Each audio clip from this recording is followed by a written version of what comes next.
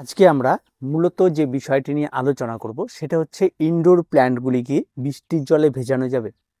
দেখুন, indoor plant বৃষ্টির জলে ভেজানোটা খুবই সহজ একটা বিষয় এবং এটাদেরকে ভেজানোই যাবে।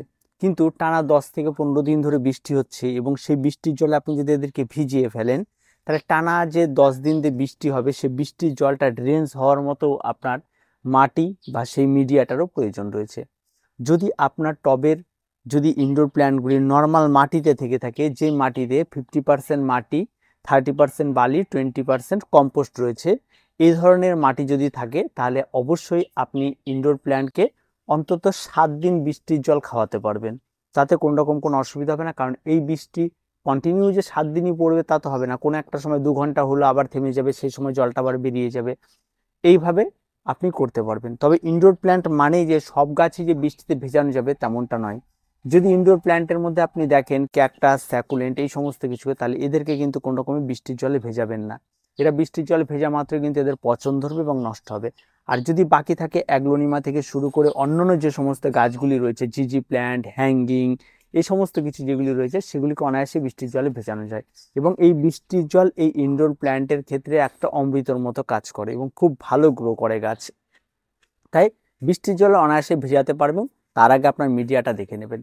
যদি আপনি দেখেন যে 2 ঘন্টা বৃষ্টির জলে থাকার পরে দেখা যাচ্ছে যে গাছটি সম্পূর্ণরূপে 1 ঘন্টা ধরে জল জমে রয়েছে, কোনো রকম কোনো কিচ্ছু সেখান থেকে ড্রেনেজ হয়নি। আমার এখানে প্রচুর গাছ রয়েছে যেগুলি খোলা আকাশের নিচে রয়েছে, কিন্তু বৃষ্টি থেমে যাওয়ার পর যদি দেখা যায় সেই গাছের গোড়ায় জল জমে আছে, স্টে হয়ে আছে, তার মানে মাথায় রাখতে হবে সেই গাছটি বৃষ্টির জলে বেশি টাইম রাখলে কিন্তু নষ্ট হবে।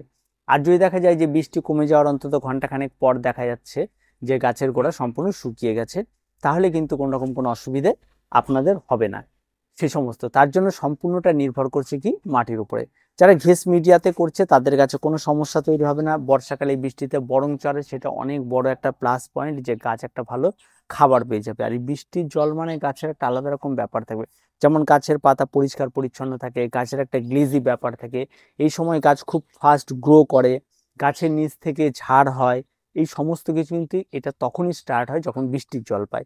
এটা খুব ফাস্ট। এবার এটা নয় যে বৃষ্টির জল পাচ্ছে তাহলে আমাদের খাবার দেওয়ার কোন দরকার, তেমনটা নয়। বৃষ্টির জলের সঙ্গে সঙ্গে আপনারা যখন গাছগুলি ভালো একটা সময় পাবেন তখন গাছে খাবারও প্রয়োগ করবেন। সব দিক দিয়ে আপনাদের দেখে রাখতে হবে। আর কিছু কিছু ভ্যারাইটি থাকে যে ভ্যারাইটিগুলিকে বৃষ্টির জলটা না খাওয়ালেই ভালো, আবার কিছু কিছু থাকে সেগুলি বৃষ্টির জল খাওয়ানো যেতে পারে, কোনো রকম কোনো অসুবিধা। আমার এখানে যতগুলি গাছ রয়েছে মূলত সমস্ত গাছেই কিন্তু বৃষ্টির জল খাওয়ানোর মতো। শুধুমাত্র ক্যাকটাস এবং স্যাকুলেন্ট যেগুলি রয়েছে সেগুলি বৃষ্টির জল থেকে একটু দূরে রাখার মতো। বাকি সমস্ত গাছ, যত এখানে গাছ রয়েছে, আমার বাগানের পুরো ভিডিওটি আমি কয়েকবার দিয়েছি, দেখবেন সমস্ত গাছ বৃষ্টির জল কোনো রকম কোনো সমস্যা হবে না, যতক্ষণ না জল জমছে। আর জল জমলেই কিন্তু সমস্যা তৈরি হয়। তাই অযথা ভয় পাবেন না যে আমার এখানটায় শেড নেই, আমি খোলা আকাশের নিচে গাছ করছি, গাছ নষ্ট, কখনো না। গাছ আরো ভালো হবে যদি মাটি ঠিকঠাক থাকে। তো বৃষ্টির জল মোটেও বাগানের জন্য ক্ষতিকারক নয়। তাই আমরা কখনো কখনো কি বলি, অনেক বাগানিদের দেখা যায় যে মাটি ঠিক না থাকার জন্য আমরা বলি যে বেশি 2 ঘন্টা 1 ঘন্টা রোদ লাগান। কারণ তার মাটিটা কি রয়েছে সেটা আমি তো এখান থেকে চাক্ষুষ করতে পারছি না।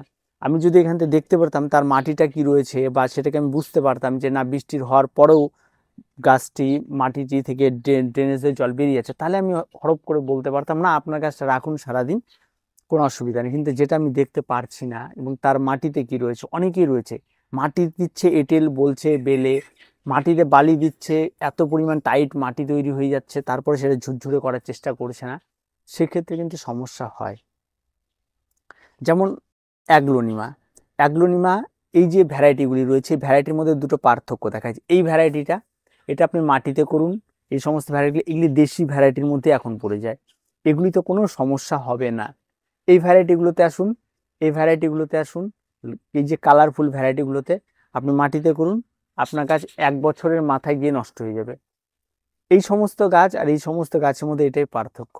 আপনার এখানে যে গাছগুলি, এই গাছগুলি এখানে মানিয়ে নেওয়ার জন্য এর মধ্যে ফুল ড্রেনেজের প্রয়োজন রয়েছে, সেটা বিষয়টা খেয়াল রাখতে। তাই বলে বৃষ্টির জল খাবেন, হ্যাঁ এখানেও বৃষ্টির জল পড়ে, প্রত্যেকটা গাছে বৃষ্টির জল পড়ে, এদিক দিয়ে ছিটিয়ে ছিটিয়ে সমস্ত বৃষ্টির জল এই সমস্ত গাছেও পড়ে।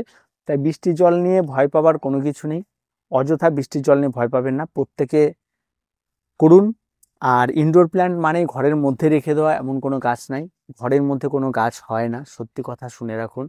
একটা গাছ বাঁচতে গেলে যেটা রিকোয়ার্ড, সূর্যালোক প্রয়োজন রয়েছে, তার সঙ্গে সঙ্গে জলের প্রয়োজন রয়েছে, আর তার সঙ্গে সঙ্গে অবশ্যই আপনার এখানে প্রয়োজন রয়েছে মাটির, খাবারের, এই সমস্ত কিছু জিনিসের প্রয়োজন রয়েছে, জলের প্রয়োজন রয়েছে, কিছু কিছু জিনিসের খুব প্রয়োজন রয়েছে। সেই সমস্ত জিনিসগুলি আপনি একমাত্র সূর্যালো ঘরের মধ্যে পাবেন না।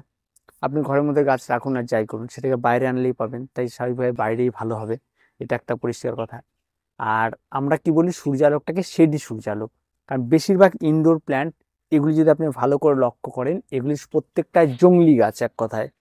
এরা হয়তো আমাদের এই ওয়েদারে কোনো জঙ্গল থেকে তুলে আনা এই সমস্ত গাছ, বা বিদেশে কোনো ওয়েদারে জঙ্গল থেকে তুলে আনা এই সমস্ত গাছ, সেই সমস্ত গাছগুলিকে টিস্যু কালচারে গিয়ে এই সমস্তগুলি হাইব্রিডাইজেশনের ফলে নতুন নতুন নতুন নতুন ভ্যারাইটি তৈরি করা হচ্ছে।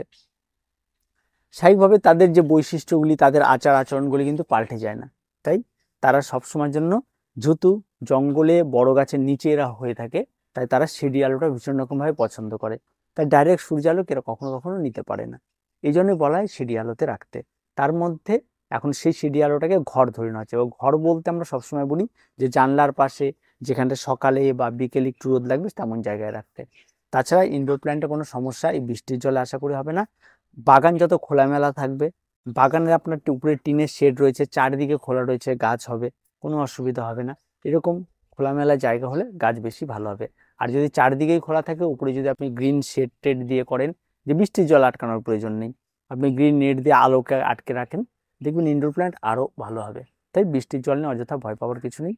আজকে এই পর্যন্তই, আশা করি বিষয়টা বুঝতে পেরেছেন। আর যদি কোনো সমস্যা হয়ে থাকে অবশ্যই কমেন্ট বক্সে কমেন্ট করবেন।